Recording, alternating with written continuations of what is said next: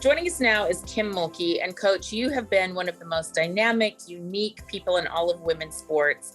What is something that you feel like you've done to break barriers and to achieve greatness? You hate to talk about yourself, but a lot of the barriers that I think I broke probably have nothing to do with women's basketball. When I think of things that happened in my life that were tough, but yet made me who I am, I think of being kicked out of a dugout when I was a 12-year-old girl at the All-Star game. Because I was a girl, I was not even allowed to stay in the dugout. Things like that are as meaningful to me because sports and basketball and all the wonderful things that have happened in my life in the sport of basketball, they will be forgotten. It'll be a part of history. But who I am as a person, if I'm sitting in my rocking chair at 70 years old, I will be the same person I was when I was 8 years old. And that's meaningful to me. I'm glad you brought that up because one of my favorite stories about you is you were one of the best baseball players in your hometown and in your whole area. You get to this all-star game and they say you can't play because you're a girl. I was caught off guard, and yet my dad, he had the TV crews there. He had people from attorneys' offices, women's lib and all that stuff going on in the stands. And they're all watching this, and I had no clue. And I just stepped out of the dugout with tears streaming on my face. It was really an uncomfortable situation that I thought I handled as well as I could, being a 12-year-old. And I had to make a decision. My dad said, she's not coming out of the dugout. And they said, if she stays in the dugout, her team will have to forfeit the game. I was not going to be that selfish. My dad didn't have to go to court to fight it. I think everybody in America fought for what was right. And now you see girls playing not just Little League baseball, but any sport they want to play is I don't know that I was the one that made that happen, but it did happen to me. I like that because I think in a way it set this tone for your fighting spirit. I just think you have a fighting spirit and you've had it. You're the only woman in NCAA history that became a national champ as a player, assistant coach, head coach. You do continue to break barriers. Tell me what, as you look back on your basketball life, now that you're in the Hall of Fame, what is something in that field that you're proud of? I have been blessed. I have been blessed to always be around people who made me look better. When I was in high school, I had great players around me and we won those 4 state championships. So I liked winning. It made me feel good. And so when I chose a college, I wanted to go where people around me were as good or better than me and would make me look better. And I chose Louisiana Tech, and we went to those 4 Final Fours and won 2 national championships. Because I'm a firm believer in that you will be rewarded if you're on a winning team. The individual accolades will come.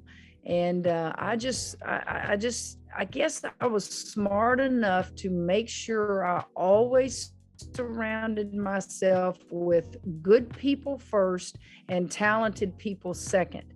And if you look at my career, wow, I've played with some of the greatest to ever play this game. I was not afraid to go play with those great ones. And the fighting spirit, I think, is just who you are. I think you're born with that. I think also things that happen to you in life make you that way. I like to tell people I'm a very principled person. I'm very principled. As you know, I left my alma mater to go to Baylor, who was at the bottom of the Big 12, and stayed there 21 years. And I left Baylor, a dynasty, to come to LSU to coach, who had won 9 games the previous year. Most of those decisions are made out of principle, and I will never compromise what I believe to be right and wrong. And I've been blessed. And what a year we're having at LSU. I'm so happy for these players, these seniors. I'm so happy for the state of Louisiana, which is my home.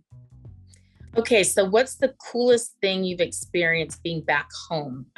Whether it's on the court, off the court, what's been neat about coming home? When I came back home, you know, we're in a culture down here in Louisiana where our life revolves around food. You know, you have that old saying, you live to eat or you eat to live. We live to eat. Okay, one thing I do know though is you work off the calories on the sideline. You are pacing and, you know, gesturing. Have you ever had a moment in your game where you were like, I might have done too much, like I might be too dramatic out here? Have you ever had that thought? No, because I don't realize half the time I'm doing it. And if you go back to the way I played the game, I did the same thing. It's just, you're in the moment. You are happy, you're upset at a referee. I'm giving those kids everything I asked them to give me.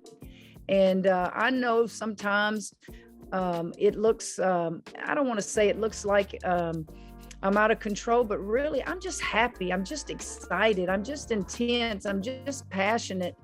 I don't ever want to take away from the kids. I want to be with those kids. I want to give them what they're doing on the floor.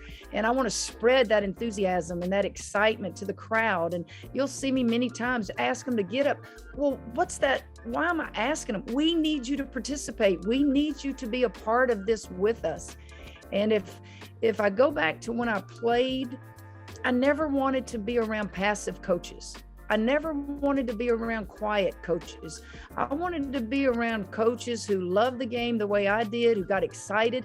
You know, the day you have to apologize for being passionate, that's wrong. Go to another profession. And you know, it's not show, because I'll do things in the game and my coaches will come back later and say, Coach, you grabbed my, no, I didn't. Yeah, you did. Coach, you said this. No, I didn't. I'm in the moment. I'm in the moment. And I tell all my assistant coaches, those that have come before my current staff, and don't get your feelings hurt. I say you're in that place, right? You're like, yes, I say things in the game that it just comes out. I love it. Energy, energy, energy.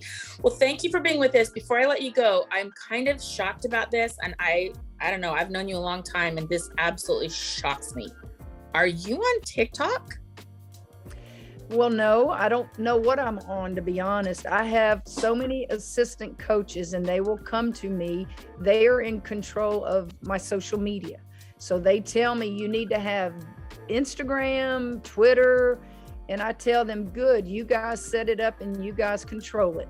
And I remember this summer, one of my assistants said, Coach, we'll never put you in a position to embarrass yourself, your family, your school, but this would be so much fun if you'll just imitate some of our, it was all of our players, if you'll just imitate them and if I show you a picture. So if that's what you're talking about, I guess I have done it, but I don't really know what I'm doing. I just have to trust that my assistants realize that these are things I need to do. I love it. Hall of Famer, fighter for all things good, and TikToker. Your career is complete. Well, thank you, Coach. I appreciate your time, and it's really fun to see you get that program back and fighting. I know you're not back yet, but I know you're fighting, and there's been great improvement. It's so fun to watch. Thank you, Holly. Thank you for what you do. Keep doing what you do, Holly. I will. See you, baby. See you, baby. Have a king cake for me. I will.